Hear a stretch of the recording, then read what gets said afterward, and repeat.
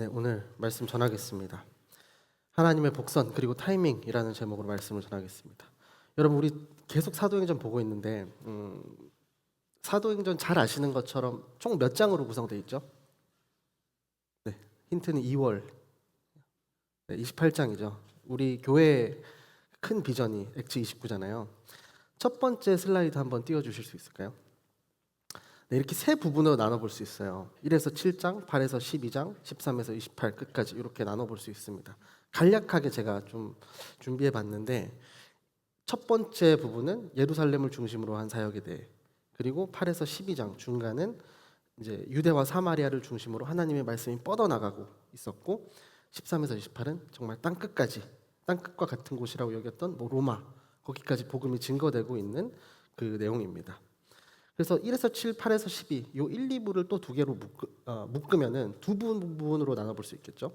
그래서 전반부의 중요한 인물은 역시 베드로죠. 그리고 좀 조력자 역할을 했던 뭐 바나바, 빌립 정도 있을 것 같아요. 그리고 후반은 역시 사도 바울입니다.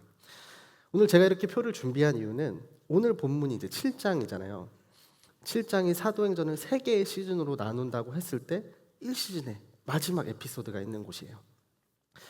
보통 드라마에서 뭐 한 시즌이 끝날 때, 뭐 중요한 에피소드가 끝날 때 뭔가 중요한 사건이나 복선, 무슨 인물을 보여준다든지 하면서 끝나는 경우 많잖아요. 제가 예전에 보던 드라마에서 딱 화면이 멈추면서 카페 뭐 비읍 광고 CM송이 나왔던 기억이 납니다. 그런 장면인 것 같아요. 다음 시대에 대한 뭐 어떤 떡밥을 보여주기도 하고요. 오늘 본문이 딱 그렇다는 생각이 들어서 슬라이드를 준비해 봤습니다. 원래 오늘 본문이 이제 지난주 6장에 이어서 7장 처음부터였는데 본문이 워낙 방대해서 살짝 줄였어요. 그래서 스데반의 설교, 그렇다고 안 볼 수는 없죠. 간략히 한번 살펴보도록 하겠습니다. 두 번째 슬라이드 한번 띄워주시겠어요? 네, 절 구분을 하면 다음과 같습니다. 어제 위임 목사님께서도 이제 하신 말씀인데요. 구약의 핵심적인 내용을 가장 짧은 시간에 익히고 싶다면 이 설교를 보면 된다, 이렇게 말씀을 하셨어요. 아브라함부터 시작해서 성막과 성전에 이르기까지 핵심적인 내용을 되게 잘 기술해 놓았습니다. 스데반의 이제 설교와 순교에 대해서 먼저 살펴볼게요. 자, 내려주셔도 좋을 것 같아요. 스데반은 자신에게 매우 불리한 상황이었잖아요. 죽음을 눈앞에 둔 상황. 하지만 이성을 잃지 않고 자신들의 그 앞에 있는 회중들을 향하여 형제들과 어르신들 이렇게 예의 있게 그들을 부르면서 설교를 시작해요. 설교는 이스라엘의 역사, 족장 시대부터 출애굽, 모세, 광야, 그리고 장막과 솔로몬 성전까지 이렇게 쭉 이어집니다. 율법의 권위를 무시하고 신성을 모독하고 있다는 그 모함에 맞서서 유대인들이 당시 사용했던 역사의 회고 방식을 통해 침착히 스데반이 변증하고 있었어요.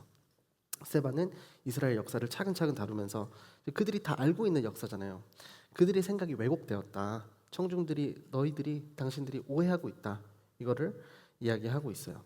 스데반의 설교가 이제 유대인들이 잘못을 막 지적하면서 클라이맥스로 치닫을 때 청중을 향해 그는 목이 곧고 마음과 귀가 꽉 막힌 사람들이요, 당신들도 여러분의 조상처럼 계속해서 성령을 거역하고 있습니다. 이런 메시지를 주면서 혹독하게 그들의 잘못을 지적합니다. 하나님을 모독하는 자라는 그 고소로 공회 앞에 끌려온 스데반은 오히려 그들을 향해 하나님을 모독하고 있는 건 당신들입니다, 이렇게 이야기를 하죠. 스데반은 그들이 무엇을 잘못 생각하고 또 무엇을 잘못 행하고 있는지 거침없이 지적했어요. 어떤 교양 강의를 한 게 아니죠. 스데반은 영적인 시야가 닫혀있던 그 회중들의 그 믿음의 눈이 뜨이길 바랬어요. 아시겠지만 너희들이 잘못했다, 이게 초점이 아니었어요. 정죄함이 초점이 아니었고 스데반의 그 메시지의 초점은 회개를 향한 거였죠. 그곳에 모인 유대인들로서는 자신들의 잘못을 뉘우치고 주님께로 다시 돌아올 수 있는 결정적인 타이밍이었단 말이죠. 근데 유대 지도자들은 이 자신들을 향한 질타에 이제 더 이상 참을 수가 없었습니다. 분노하고 이를 갈았어요. 회개로 주님께 나아갈 수 있는 결정적인 타이밍이었지만 자신들의 이권 또 기득권, 그것들을 지키기 위해서 회개를 택하지 않고 대신 돌을 들게 됩니다. 예수님을 죽인 그들이 이제는 스데반을 죽이려고 마음을 먹었어요. 그러나 이 순간에도 이 위급한 당장 죽음이 눈앞에 찾아온 상황에서도 스데반은 타협하지 않았고 56절의 내용처럼 당당히 외칩니다. 제가 읽어드리겠습니다. 이렇게 외쳤습니다. 보십시오. 하늘이 열리고 인자가 하나님의 오른편에 서 계신 것이 보입니다. 아멘. 그는 이 결정적인 순간에 죽음이 눈앞에 오고 있는 순간이었기 때문에 오히려 영원한 생명 대신 주님을 바라보고 있어요. 정말로 보이는 주님에 대한 고백이기도 했지만 동시에 이 회중들을 향한 외침이잖아요. 보십시오 그러잖아요. 이 주님 여러분 앞에 계십니다. 제발 보십시오. 정말 바라는 그 진심의 외침이었어요. 그에 대한 유대인들의 반응이 57, 58절에 이어집니다. 제가 읽겠습니다. 그러자 그들은 귀를 막고 목이 찢어져라 소리를 지르며 그를 향해 일제히 달려들어 그를 성 밖으로 끌어낸 후 돌을 던지기 시작했습니다. 한편 목격자들은 자기들의 옷을 벗어 사울이라는 청년의 발 앞에 두었습니다. 어렸을 때 생각해 보면 가장 짧은 시간에 상대를 화나게 하는 그 초등학생들의 스킬들이 있잖아요. 여러분들도 다 있었을 거예요. 지금 잘 기억이 안 나겠지만 요즘 보니까 애들이 그렇게 아무 질문이나 하면서 시작을 하고 대답을 하려고 할 때 이렇게 하는 거예요. 그러면은 되게 순식간에 이제 화가 납니다. 근데 이거는 화를 나게 하는 행동이기도 하지만 화가 정말 많이 났을 때 하는 행동이기도 해요. 바로 유대 지도자들이 지금 귀를 막고 안 듣고 있잖아요. 그들은 큰 소리를 지르며 일제히 달려들어서 스데반을 성 밖으로 끌어냈어요. 신성 모독죄로 이제 죽이려고. 유대인들이 이제 죄인을 처형할 때 그 죽음이 부정하니까 예루살렘의 거룩성을 지킬 수 있다고 생각해서 성 밖으로 끌어낸 거죠. 예수님도 성 밖으로 끌어냈잖아요. 그래서 스데반도 성 밖으로 끌고 나가서 이제 돌로 쳐 죽이려고 하는 거예요. 유대인들의 관습에 따르면 돌로 쳐 죽이는 이 사형 방법을 택할 때 죄를 고발한 증인들이 가장 먼저 돌로 친대요. 그래서 본문 속에서도 증인들이 등장하는데 바로 유대인들이 매수한 거짓 증인들. 그리고 스데반을 돌로 치기 전에 자신들의 겉옷을 벗어서 내려놓죠. 바로 사울이라는 청년의 발 앞에 두었습니다.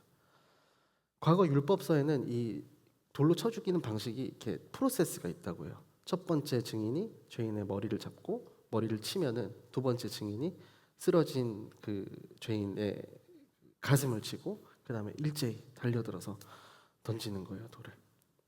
스데반 역시 이렇게 처형됐을 거라고 예상이 됩니다. 거짓 증인들이 스데반을 돌로 치기 전에 자신들의 겉옷을 벗은 이유, 피가 묻을까 봐 사울이라는 청년의 발 앞에 두었어요. 다시 말해서 사울은 어디 있었다는 거예요? 그곳에 가장 앞에, 가장 잘 보이는 곳에, 스데반과 가장 가까운 곳에 있었을 거라고 예측을 해볼 수 있겠죠. 따라서 사울은 처참히 죽어가는 이 모든 과정을 봤겠죠. 그리고 마지막 숨이 넘어가는 순간에 주님께 자신의 영혼을 부탁드리고 저들을 용서해달라고 회개하며 죄사함 받기를 탄원하는 그 스데반의 최후의 모습을 보았을 거예요. 그리고 스데반은 사울의 눈앞에서 숨을 거두게 됩니다. 자, 스데반의 설교가 끝이 났고 최초의 순교자가 되었어요. 그리고 이때 사울의 이름이 기록됩니다. 몇 가지 좀 특이점을 보려고 해요. 이제 사도행전 7장 시즌 1이 이제 끝났어요. 그런데 우리는 좀 흥미로운 점 하나를 볼 수 있어요. 사도행전 7장은 일단 총 60절로 되어 있거든요. 굉장히 긴 장이에요. 성경에서도 긴 장에 속하는데 내용이 기니까 당연히 등장인물도 많죠. 스데반을 죽이러 거짓 모함을 한 그 유대인 무리가 있었을 거고 거짓 증인들도 있었을 거고 사내들인 법정 한 70명 정도로 이제 예상이 되는데 이렇게 대충 따져봐도 100명이 훨씬 넘는 사람들이 있었을 거죠. 있었을 텐데 어느 누구의 이름도 기록되지 않았다는 거예요. 그 많은 사람이 다 익명 처리가 되어 있어요. 그런데 이 가운데 딱 한 명의 이름, 사울만의 이름이 기록이 되어 있습니다. 그는 뭐 사내들인 법정의 뭐 의장도 제사장도 아니었고 그냥 여러분과 같이 젊은 청년이었어요. 유대교의 최고 헤더십들을 제쳐두고 유독 이 청년의 이름을 기록한 이유, 분명히 이유가 있겠죠. 사울은 우리가 잘 알고 있듯이 나중에 바울로 불리는 그 사람입니다. 하나만 짚고 넘어가면 흔히들 예수님을 만나서 회심한 이후 사울이 바울로 불린다. 제가 어렸을 때 이렇게 좀 잘못 교육을 받은 것 같은데 성경 여러 곳에서는 그가 여전히 사울로 불리고도 있음을 기록하고 있어요. 사도행전 13장 2절을 제가 한번 읽어드릴게요. 그들이 주께 예배드리며 금식하고 있을 때 성령께서 그들에게 너희는 바나바와 사울을 따로 세워 내가 그들에게 맡긴 일을 하게 하라고 말씀하셨습니다. 아멘. 이와 같이 사울의 회심 이후로도 여러 차례 사울이라고 불린단 말이죠.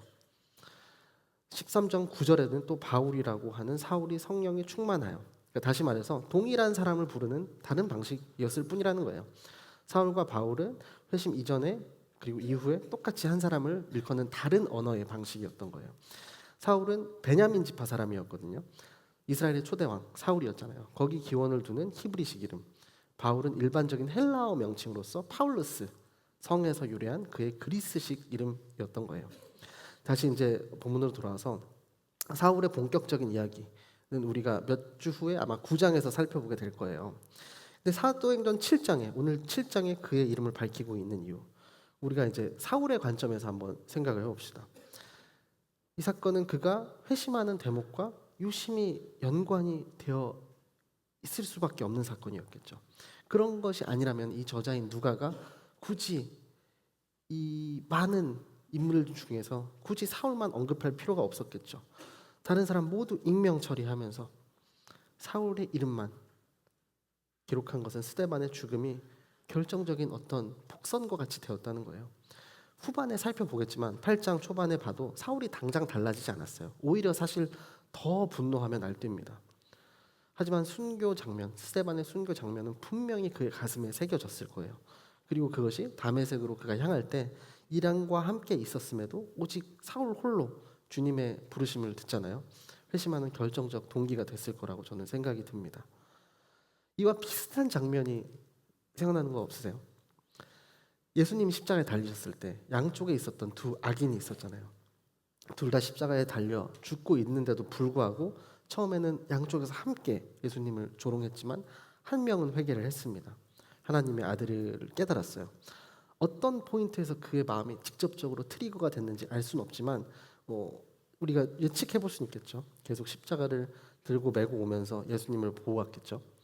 예수님의 말투, 표정 하나하나 보았을 거예요. 그리고 숨이 멎기 전에 예수님께서 하신 말씀이 저는 개인적으로 그 결정적 한 방이 되지 않았을까 생각이 됩니다. 그 부분이 누가복음 23장 24절인데요. 제가 발췌해서 읽어드리겠습니다. 아버지 저들을 용서해 주소서. 저들은 자기들이 하고 있는 일을 알지 못합니다. 아멘. 스데반이 순교하기 전 60절에 주여 이 죄를 저 사람들에게 돌리지 마소서. 굉장히 좀 비슷한 뉘앙스의 말이죠. 이 말을 가장 가까이서 지켜보던 사울이 못 들었을 리가 없다고 생각됩니다. 주님은요, 주님만의 방법으로, 주님만의 타이밍으로 그분의 계획을 하나하나 이루어 나가고 계시는 분이에요. 사울은 주님을 만나기도 전에 사울이 주님을 계속해서 예수 그리스도를 핍박하던 그때 성령님께서는 이미 그에게 구원의 손을 내미시고 그를 위해 치밀하게 계획을 이루어 나가고 계셨어요. 이처럼 전혀 다른 하나님의 타이밍을 알아볼 수 있는 이 믿음의 눈이 우리 J4 청년들에게도 임하기를 소망합니다. 또 한 명의 익명이 있었죠. 수많은 익명 가운데 몇 주 전에 함께 본 사람, 사도행전 4장 후반부에 초대교회 교인들이 막 성령 충만해서 모두의 것을 나누고 있을 때 많은 이들이 그럴 때 그 익명 가운데 기록된 한 사람이 있었죠. 바로 바나바의 이름만은 또 밝혀졌었잖아요. 나중에 주님을 만나서 회심한 사울은 예수 그리스도의 이름을 이제 증언하기 시작합니다. 자신이 부정하던 예수님이 정말 메시아였구나 확인하고 회심을 했어요. 그러자 다메섹에 있던 그의 편들이 이제 다시 역으로 사울을 죽이려고 해요.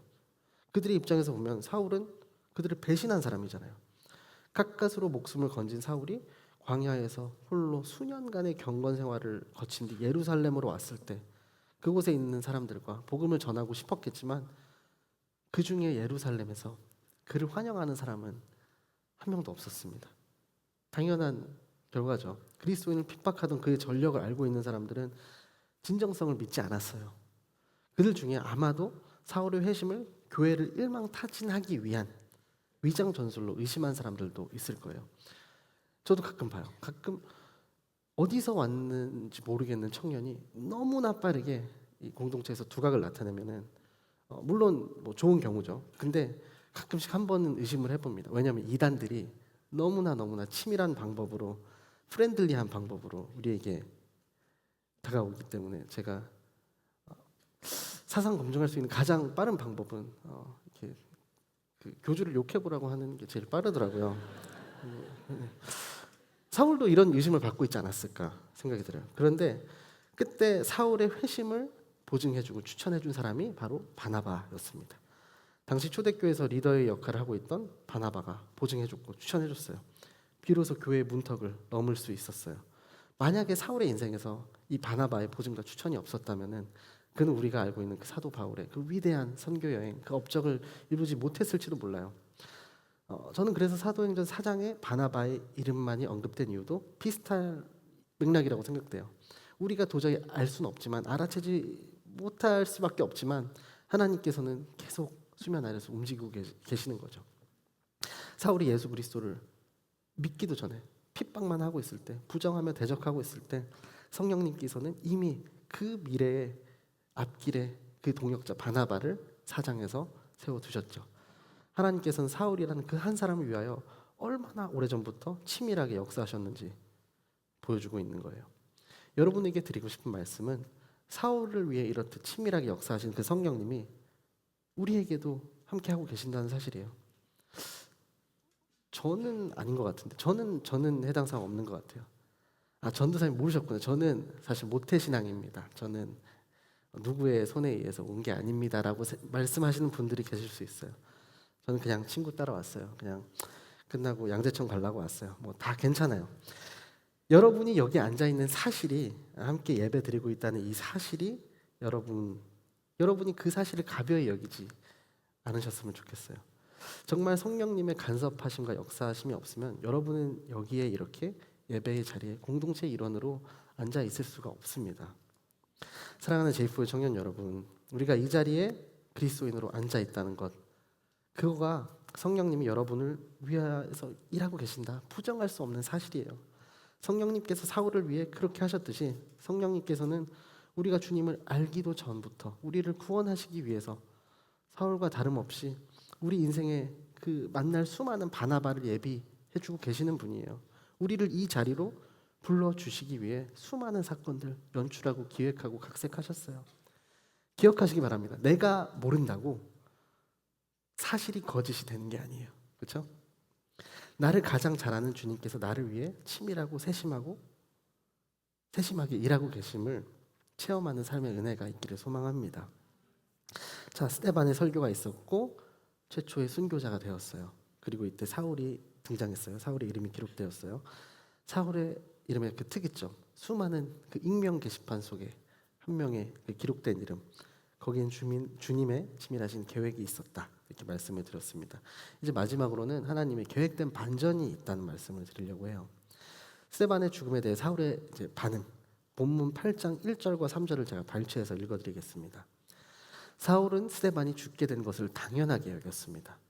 그러나 사울은 교회를 파괴하면서 집집마다 돌아다니며 남자와 여자를 가리지 않고 끌어내 그들을 감옥에 보냈습니다. 자신이 부정하는 예수 그리스도를 위해 누군가는 돌에 맞아 죽으면서까지 자신을 죽인 자들의 그 용서를 구하고 있는 모습은 참 이해하기 어려운 장면이었을 거예요. 그러나 본문 8장 제가 읽어드린 부분처럼 관성에 따라서 오히려 더 맹렬하게, 회심이 아닌 더 분노로 그들을 박해하기 시작했어요. 스데반의 죽음을 그는 마땅히, 여긴 당연하게라고 되어 있죠. 당연하게 여길 수밖에 없었어요. 그래야만 했어요. 그렇지 않으면 견딜 수가 없잖아요. 자기의 이 모든 커리어가 다 무너지는 거잖아요. 사울과 유대교 지도자들은 스데반을 죽이는 데 그치지 않고 그 기세를 더 강하게 몰아붙이기 시작했어요. 결국엔 사도들을 제외한 모든 성도들이 삶의 터전을 포기하고 다시 흩어지게 되었습니다. 서두에 말씀드린 것처럼 크게 세 시즌으로 나눌 수 있다고 말씀드렸죠. 1부가 1에서 7장까지 오순절 성령 강림 초대교회 탄생부터 성장 과정, 그리고 2부가 8에서 12장까지 복음이 이제 뻗어나가는 과정이에요. 팔레스타인 전역까지 확장된 사실, 요걸 기록하고 있어요. 2부가. 그리고 나머지 부분은 사도 바울의 전도 사역을 통해서 땅끝까지 퍼져나가는 거죠. 오늘 사건이 1부와 2부의 중간 지점이잖아요. 당시 유대 종교 지도자들은 스데반의 순교 사건을 기점으로 교회를 더 극심하게 박해하기 시작했고 사도들을 제외한 일반 성도들은 흩어질 수밖에 없었어요. 오순절 성령 강림으로 인해 한창 이제 부흥 가도를 달리고 있었는데 그 교회가 존립마저 위태로울 만큼 큰 위기를 직면하게 된 거죠. 그러나 기억하세요. 결과적으로 박해를 피해 흩어진 성도들을 통해 복음이 땅끝까지 전파되는 그 시발점이 오늘 되고 있는 거죠. 그리고 청년 사울을 복음 앞으로 이끌어내는 계기가 오늘 스데반의 순교 사건입니다. 하나님의 타이밍, 성경의 많은 일들이 그렇듯이 이렇게 일어나고 있는 복음의 확장이 다 하나님의 계획하심 아래, 타이밍 아래 있었다는 사실을 기억하셨으면 좋겠습니다. 오랜만에 한번 읽어보겠습니다. 사도행전 1장 8절 같이 한번 읽어보겠습니다. 시작. 오직 성령이 너희에게 임하시면 너희가 권능을 받고 예루살렘과 온 유대와 사마리아와 땅끝까지 이르러 내 증인이 되리라 하시니라. 아멘. 성령이 강림하셨고 초대교회는 성령 충만해져서 계속 성장하셨어요. 날마다 모이는 숫자, 구원받는 숫자가 더해졌습니다. 사도들은 커진 교회를 돌보고 양육하느라 분주했어요. 또 성도들은 구제 사역에 분주했습니다. 사람은 적응의 동물이라고 하잖아요. 사마리아 땅끝까지 하셨던 말씀이 아마 조금 가물가물해졌을지도 모르겠습니다. 이미 과거의 일이 되었을지도 몰라요. 이미 기억에서 사라지고 있을지 모르던 그때 예루살렘과 온 유대와 사마리아 땅끝까지 증인이 되어야 하는데 지금 상태로는 이 일이 일어날 것 같은 분위기가 아니에요. 그런데 교회의 박해라는 거센 물결이 일어납니다. 스데반이 아주 비참한 모습으로 순교를 했습니다. 돌에 맞아 죽었어요. 큰 박해가 일어납니다. 다 떠날 수밖에 없었어요. 사울은 진짜 미친 사람처럼 교회를 없애기 위해 날뛰고 다녔어요. 저는요, 이때가 바로 하나님의 타이밍이지 않을까 조심스럽게 생각을 해봅니다. 예루살렘 교회의 때가 된 거예요. 사마리아와 땅끝까지 이제 흩어질 때가 된 거예요. 1장 8절의 말씀처럼. 성령 사건 강림을 통해 초대교회에 왜 부흥이 일어났을까? 단순히 구원의 기쁨을 누리라고 주신 게 아니죠. 더 원대한 하나님의 뜻과 계획. 아직 훈련되지 않은 초신자들이 흩어질 수는 없었어요. 그러면은 그들이 갖고 있는 불신은 아마 금방 꺼졌을 거예요. 그러나 하나님은 준비시킬 만큼 준비된 사람들을 이제 흩기 시작하셨어요.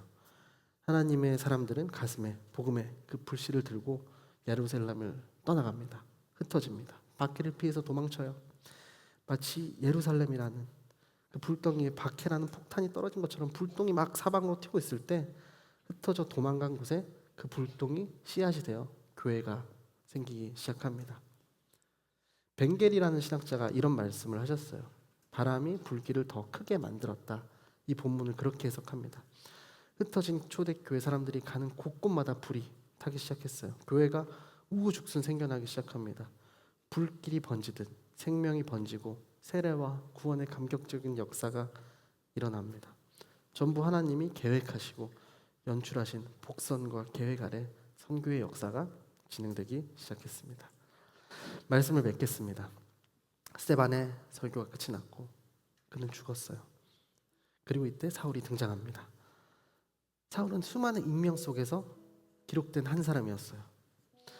이 모든 것에는 하나님의 계획과 반전 그리고 타이밍이 있었어요. 그런데 이 모든 일의 시작, 흩어짐의 시작, 그리고 이방 선교의 시작이 어디서 시작되었나요? 스데반 설교의 핵심을 우리가 다시 한번 기억해 봅시다. 이게 사실 제일 중요해요. 사도행전에는요, 총 13번의 설교가 나옵니다. 베드로가 5번 하고요, 바울이 7번 하고 스데반이 1번 합니다. 총 13번. 내용적으로는 크게 나눠보면 4가지예요. 전도, 목회, 변증, 그리고 회개입니다. 회개를 주제로 한 설교가 13번 중에 7번이에요. 절반이 넘죠. 그만큼 가장 중요하다는 뜻이 아닐까요? 날씨가 따뜻해지고 이제 여름이 되면 우리는 열방으로 떠날 겁니다. 전국 방방곳곳으로 갈 거고 또 세계를 향해 나아갈 거예요. 그런데 우리 스스로에 대한 죄의 자각, 회개가 없으면 우린 사실 흩어질 필요가 없는지도 몰라요. 예루살렘 이 성도들이 흩어진 것처럼 우리는 그냥 흩어질 필요가 없는지도 몰라요. 스데반이 죽음을 무릅쓰고서도 그의 설교에서 간곡히 외쳤던 회개의 촉구가 일어나지 않으면 우리는 그냥 흩어질 필요가 없는지도 모릅니다. 우리의 신앙과 기도와 선교 모든 것이 회개에서 출발해야 되는 줄로 믿습니다. 아무리 치밀한 계획을 세워놓으신 주님이라도 회개하지 않은 그 한 사람을 쓰지는 않으실 거예요. 사랑하는 제이포유 청년 여러분, 하나님의 말씀이 여러분의 마음을 찔러서 다시 여러분의 시선을 하나님께 돌리기를 간절히 소망합니다. 복음을 듣고 찔린 사람, 대개 두 가지의 반응이죠. 분노 아니면 회개입니다. 복음의 마음이 열려있는 사람들 대개 찔림의 회개로 반응합니다. 그러나 복음의 마음이 닫혀있는 사람들 찔림의 분노로 반응합니다. 스데반의 메시지에 대신 회개 대신 돌을 들었던 유대교 사람들, 몇 달 전에 살펴본 사도행전 2장 내용과 굉장히 비슷하죠. 베드로의 설교, 회개를 촉구했지만 그때는 달랐어요. 마음이 찔려 어찌할꼬 거룩한 두려움을 가지고 성령 충만함으로 그들은 돌을 들지 않고 무릎을 꿇었습니다. 여러분, 내 잘못에 대한 죄에 단순히 반성하는 것과 회개는 다르죠. 하나님 앞에 철저한 죄인이라는 사실을 자각하고 인정하는 것, 회개의 출발점입니다. 구원으로 가는 첫걸음이었어요. 이게 굉장히 어려운 거 압니다. 진짜 내가 그 죄인됨을 인정하고 고백하고 무릎을 꿇고 회개하는 거. 하지만 하나님이 어떤 분이신지 기억하셨으면 좋겠어요. 저희 아이들이 잘못을 했을 때 두려워하거든요. 혼날까 봐. 제가 혼내기 위해 기다리고 있는 사람이 아니에요. 말만 하면 용서해주기 위해 기다리고 있는 아버지예요. 근데 하나님 아버지는 어떻겠습니까? 성령이 충만했던 초대교회 공동체, 무릎을 꿇었던 이들에게서부터 회개의 역사가 시작되었어요. 여러분의 마음을 돌아보셨으면 좋겠습니다.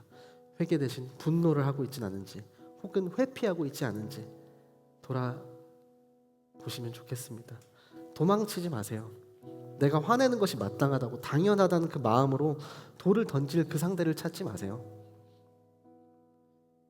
그런 모든 이들에게 오늘 기도하는 이 시간에 회개의 영이 임하기를 소망합니다. 회개하기 두려워하지도 마시고 주저하지도 마시고 회피하지도 마세요.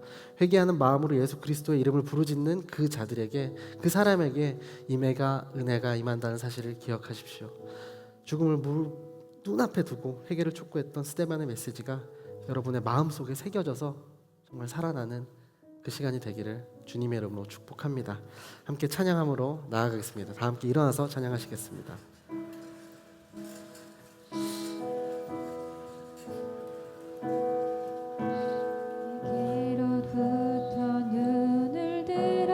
주를 보기 시작할 때 주의 일을 보겠네. 내 작은 마음 돌이키사 하늘에 꿈꾸게 하네. 주님을 볼 때 모든 시선을 주님께 드리고 살아계신 하나님을 느낄 때 내 삶은 주의 역사가 되고 하나님이 일하기 시작하네.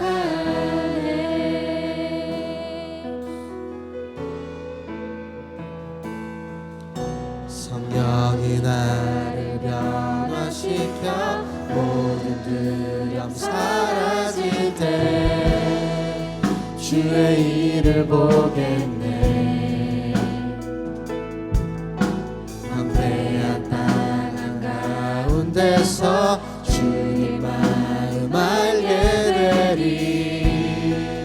주님을 볼 때 모든 시선을 주님께 드리고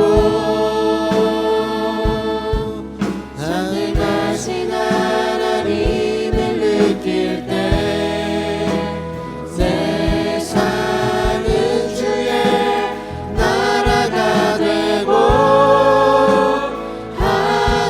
하나님이 일하기 시작하네. 모든 시선을 주님께 드립시다. 주님, 모든 시선을 주님께 드리고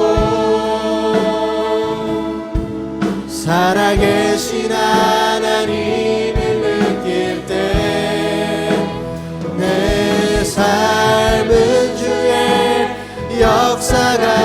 되고 하나님이. 우리 마지막으로 주님에게 모든 시선을 드립시다. 고백하며 나아가겠습니다. 시선을 주님께 드리고 전능하신 하나님을 느낄 때 세상은 주의 나라가 되고 하나님이 일하기 시작하네. 이 시간 주신 말씀 붙들고 함께 기도하기 원합니다. 주님, 초대교회에 임했던 그 성령님 우리 공동체에 임하여 주시옵소서. 우리 각각 한 사람 한 사람에게 강한 성령의 불로 임하여 주시옵소서. 나의 뜻보다 더 크고 놀라우신 주님의 꿈을 함께 꾸고 싶습니다. 주님, 하나님의 꿈이 나의 비전이 되게 하여 주시옵소서. 그러기 위하여 내가 먼저 회개함으로 하나님께 나아갑니다. 내가 죽을 수밖에 없었던 죄인임을 고백하며 나아갑니다. 나의 시선을 죄악된 습관으로부터 돌릴 수 있도록 성령 하나님, 내 안에 거짓과 죄악과 교만을 성령의 불로 깨끗하게 데워 주시옵소서. 다시 한번 주님께 시선을 고정하고 주님을 기억하게 하여 주사 우리에게 회개의 영을 부어 주시옵소서. 회개함으로 말미암아 정결한 예배자의 마음 회복하게 하여 주시옵소서. 주님을 바라볼 수 있는 믿음의 눈을 허락하여 주시옵소서. 성령님의 도우심을 구하며 우리 주의 이름 한번 부르짖고 기도하며 나아가겠습니다. 주님, 주님, 주님, 우리 시선을 주님께로 향하기 원합니다. 주님,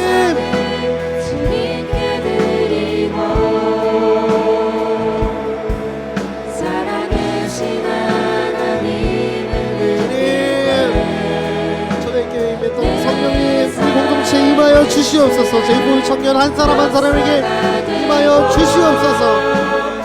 주님, 주님의 나의 뜻보다 크고 놀랍고 비밀스러운 그 뜻을, 그 꿈을 함께 꾸는 청년 한 사람 한 사람으로 세워주시고 또 사용하여 주시옵소서. 하나님의 꿈이 나의 비전이 되게 하여 주시옵소서.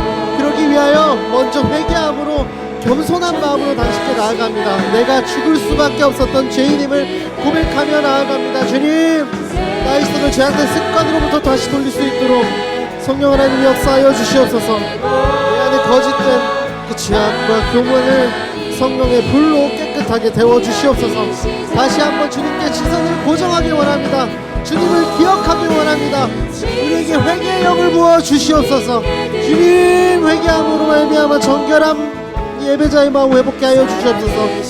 주님 한 분만으로 만족하는, 주님의 얼굴 구하며 나아가는 세대, 주님의 얼굴 구하며 나아가는 우리 제이포의 공동체 될 수 있도록 주님 역사하여 주시옵소서. 주님,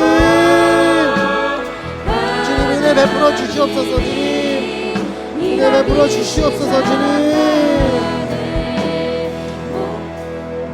이 시간 한 번 더 기도할 때 주님, 그리스도의 겸손한 마음을, 그 겸손의 영을 우리에게 부어 주시옵소서. 나의 힘을 빼게 하시고 온전한 그리스도의 성품을 품는 그릇으로 나를 세워주시고 사용하여 주시옵소서. 때로는 방법과 수단을 또 중요하게 여겼습니다. 비본질적인 것에 나의 힘을 쏟았습니다. 주님, 가장 선한 방향으로 나를 위해 태초 전부터 계획을 세우신 그 주님을 내가 온전히 신뢰하지 못했음을 고백합니다. 다시 한번 주님께 나의 모든 시선을 맞추길 원합니다. 주님 이끄신 그 길에 순종함으로 나아갈 수 있도록 저희들의 마음을 만져 주시옵소서. 저희들에게 겸손의 영을 허락하여 주시옵소서.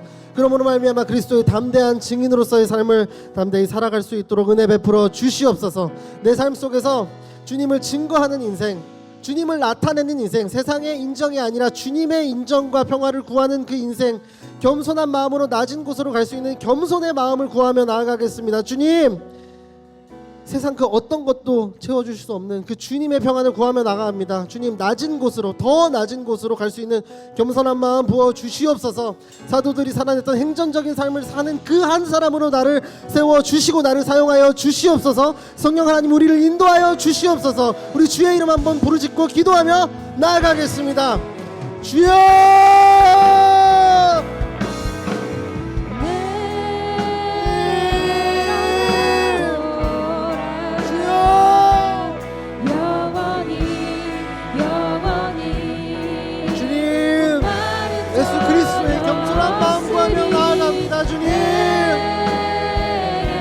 혹시 나에게도 스테반을 돌로 쳤던 우리들과 같이 분노하고 회개 대신 돌을 드는 그런 우둔한 선택을 하는 그런 우둔한 죄악된 마음이 있지 않은지요. 주님, 우리들의 마음에 겸손함을 부어 주시옵소서. 그리스도의 겸손의 영을 부어 주시옵소서. 주님, 이 본질적인 힘을 쏟는 것이 아니라 정말 나의 온전한 목적 되시는 주님, 수단이 아니라 정말 나의 진리 되시는 그리스도를 쫓아가는 삶을 살 수 있도록 성령 하나님 은혜 베풀어 주시옵소서.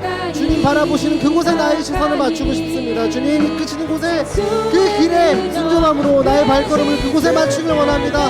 주님, 내 삶을 주님을 증거하는 삶, 주님을 나타내는 삶, 그리스도의 사랑을 나타내는 삶으로 살 수 있도록 성령 하나님 나를 사용하시고 세워주시옵소서. 주님, 내 힘으로 할 수 없으니 다시 한번 우리 손 붙잡아 주시고 우리를 거룩한 복음이 흘러가는 통로로 사용하여 주시옵소서. 거룩한 복음이 흘러가는 다리로, 겸손한 다리로 사용하여 주시옵소서. 주님 경험나옵니다. 다시 한번 무릎 꿇습니다. 주님, 나에게도 회피하는 마음이 있지 않은지, 정말 예수 그리스도를 돌로 쳤던, 세상을 돌로 쳤던 그 한 사람이 나임을 고백합니다. 주님, 다시 한번 하나님 바라보시는 그곳에 나의 시선을 맞추기를 원합니다. 주님, 우리를 거룩한 복음으로 사용하여 주시옵소서. 이 한 사람을 사용하여 주시옵소서. 그리스도의 담대한 증인으로 그 삶을 살아가는 그 한 사람으로 나를 찾아주시고 사용하여 주시옵소서. 아멘. 주님, 마지막으로 기도할 때 우리 공동체를 위해 함께 중보하기 원합니다. 주님, 우리 기도의 마음에 그 문을 열어주시옵소서. 기도의 문을 열므로 말미암아 다락방에 임했던 그 초대교회에 임했던 강력한 성령님이 우리 안에 제4의 공동체 청년 한 사람 한 사람에게 임하게 하여 주시옵소서. 기도의 문을 열므로 말미암아 한 마음 한 뜻을 품는 공동체 될 수 있도록 성령 하나님 역사하여 주시옵소서. 끊임없이 감사를 고백하는 공동체, 끊임없이 회개를 고백하는 공동체, 정결한 예배자의 마음을 구하는 공동체, 서로의 허물을 덮어주고 용서하는 공동체로 사용하여 주시고 또 세워 주시옵소서. 주님, 우리가 한 마음으로 기도할 때 역사하신 성령님을 한 마음 한 뜻으로 바라보는 제4유 되게 하여 주시옵소서.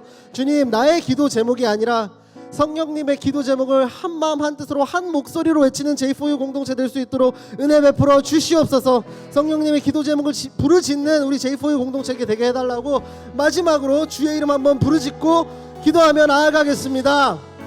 주여, 주님,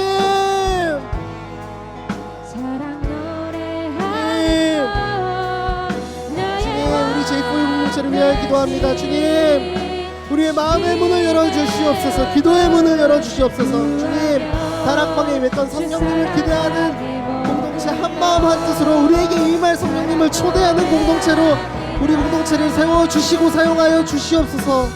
주님, 한 마음 한 뜻을 품고 끊임없이 감사를 고백하게 하여 주시옵소서. 끊임없이 회개함으로 하나님 앞에 나아갈 수 있는 공동체, 겸손의 마음을 구하는 공동체, 주님, 정결한 예배자의 마음을 구하는 공동체를 사용하여 주시옵소서. 주님, 한 마음 한 뜻으로 역사하신 성령님을 바라보며 나아가게 하여 주시옵소서.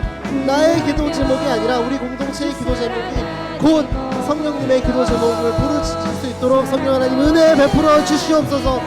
주님, 내 힘으로 할 수 없습니다. 우리의 힘으로 할 수 없습니다. 우리 공동체가 나아가는 그 방향이, 우리가 고민하고 기도하고 있는 그 모든 고민의 방향이 주님의 시선으로 향하길 원합니다. 주님 원하시는 그 한 가지를 바라보며 나아가게 하여 주시옵소서.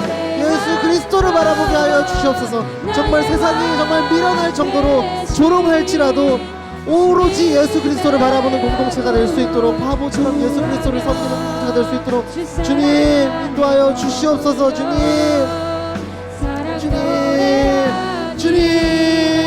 역사하여 주시옵소서. 주님, 우리에게 은혜를 베풀어 주시옵소서. 주님, 공동체를 불쌍히 여겨주시고 긍휼한 아버지의 손 허락하여 주시옵소서. 아버지, 낭망하는 청년들 많습니다. 낙담하여 쓰러진 청년들 그 한 명 한 명 그 이름을 아시고 그들의 이름을 하시고 그들의 구원을 태초 전부터 계획하고 계셨던 그 주님께서 그들을 불쌍히 여기사 다시 한번 그들을 손 내밀어 거친 그들의 무릎에 힘을 얻고 일어날 수 있도록 은혜 베풀어 주시옵소서. 주님, 하나님 감사합니다. 하나님, 우리는 그저 습관처럼 예배 자리에 나온다고 생각을 하지만 이 모든 것이 주님의 치밀하고 세심한 계획 아래 있음을, 섭리 아래 있음을, 그 모든 것이 주님이 예비하신 가장 나에게 맞는 그 때였음을 내가 고백하며 나아갑니다. 주님, 나의 뜻보다 더 크고 놀라우신 주님의 뜻을 품는 그 꿈을 꾸는 그 한 사람으로 우리 제이포유 청년들을 사용하여 주시옵소서. 하나님의 꿈이 나의 비전이 되게 하여 주시옵소서. 주님, 가장 선한 방향으로 나를 이끄시는 주님을 내가 더 신뢰하며 나아가길 원합니다. 주님이 바라보시는 곳을 함께 바라보고 출구가 보이지 않을 것 같은 그 터널이라도 주님이 나를 이끌고 가시는 그 길이 나에게 가장 평안을 주는 초원과 같은 곳임을 전적으로 신뢰하며 나아갈 수 있도록 주님, 우리에게 믿음의 눈을 허락하여 주시고 영적 분별력을 허락하여 주시고 성령의 기름을 부어 주시옵소서. 주님, 다시 한번 회개함으로 주님이 바라보시는 그곳을 바라보게 하여 주시옵소서. 나의 생각을 돌이켜 여호와를 바라보게 하여 주시옵소서. 우리를 질타하기 위해서, 책망하기 위해서 기다리고 계시는 게 아니라 정말 우리를 사랑으로 품어주시기 위하여 정말 그 탕자를 기다리는 것처럼 우리를 기다리고 계신 그 주님이 계시다는 사실을 우리가 매일매일 인정하고 체험하는 그런 은혜의 삶을 살 수 있도록 성령 하나님, 우리 청년 한 명 한 명 붙들어 주시옵소서.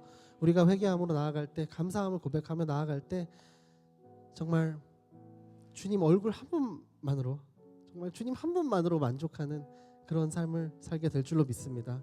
그런 만족함의 삶, 주님의 얼굴 구하는 그 세대, 주님의 얼굴을 구하는 공동체, 그리고 그 한 사람 한 사람이 바로 우리 공동체가 될 수 있도록 주님 은혜 베풀어 주시옵소서. 그렇게 우리를 가장 선한 방향으로 이끄실 하나님께 모든 것 맡겨드리며 예수 그리스도 이름으로 기도드립니다. 아멘. 우리 살아계신 하나님께 영광의 박수 올려드리겠습니다.